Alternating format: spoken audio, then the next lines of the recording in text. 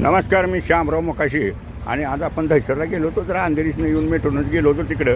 म्हणलं बघावं तर काय, आता त्या इलेक्शनच्या दुट्या असल्यामुळं बरेचसेच कर्मचारी तर आता RTOमधले बंदच आहेत आणि हे म्हणजे त्यांच्या दुट्या ट्रेनिंगसाठी वगैरे आहेत.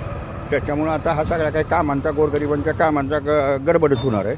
परंतु 2026 सालात नवीन महत्त्वाच्या निर्णयांची अंमलबजावणी होणार आहे. म्हणजे जेवढ्या पक्क्या लायसन्सच्या टेस्ट होतील ना, त्यांचं व्हिडिओ शूटिंग होणार आहे.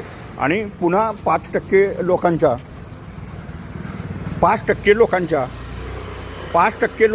पुन्हा ह्या रिटेस्ट होणार आहेत. म्हणजे तिथं सहाय्यक परिवहन अधिकारी किंवा डेपोटी हे टेस्ट घेतल्यानंतरच मग पक्कं लायसन होणार असतं.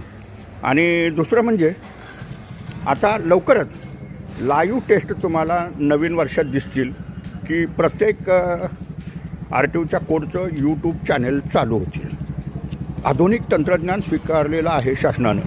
शिवाय आता इथून पुढं स्वतःची कामं स्वतःच करायची आहेत. म्हणजे शेवटी ह्या ह्याच्यात नवीन वर्षात मोटर ट्रेनिंग स्कूलचे परवाने मोठ्या पद्धतीत शासनाला वाटप करावे लागतील, की जेणेकरून इथं ट्रेनिंग स्कूलवाल्यांच्याकडं ट्रेनिंग त्यांना द्यायचा अधिकार आहे. त्यांना RTOमध्ये कुठली ढवळाढवळ करायचं आणि ते मी पास करतो आणि लायसन देतो हा विषयच नाही देत. ही सगळी ऑनलाईन प्रक्रिया आहे. ज्या रिक्षा टॅक्सी चालकांना परमिट करायचे आहेत त्यांनी RTOला जायचं, बिनधास्तपैकी परमिट काढायचं. इथं रिक्षा टॅक्सी परमिटचा काळा बाजारच बंद होईल. कारण 30% परवाने हे काळ्या बाजाराचे आहेत आणि ह्या गाड्या बाहेर निघणं हे गरजेचं आहे. म्हणजे जो रिक्षा टॅक्सी चालवल त्याचंच परमिट राहील. बाकी काही रिक्षावाल्यांचा तो धंदा आमचा कमी होणार आणि असं ते सोडून द्या. आणि जे ओला कोलाला ऑनलाईनला ह्या गाड्या जोडून व्यवसाय करतात त्यांच्यावरती ही कारवाई 2026मध्ये निश्चित आहे. कारण शासनानं मीटर दिलेले असतात आणि मीटरनंच हा व्यवसाय करायचा असतो. पण रिक्षावाले तर काही उलटच करतात ते. पण जे काय ऑनलाईनला कुणाला करायचं असलं तर ते करू शकतात. हे मी लक्षात ठेवा.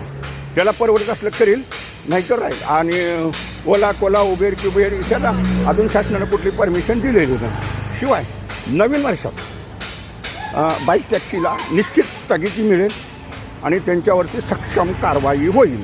हेही लक्षात ठेवायचं. नवीन वर्षात वाहनांचं पासिंग हे ॲटोमॅटिक मशीनवरती हे होणार आहेत. आणि 2026चं टार्गेट आहे की राज्यात कमीत कमी 100 मशीन तरी ह्या चालू झाल्या पाहिजेत. निश्चित 15 ऑगस्टपर्यंत मोठ्या पद्धतीनं मशीन बी चालू होतील असं काही नाही. ही सगळी प्रक्रिया कामं चालू आहेत. धन्यवाद.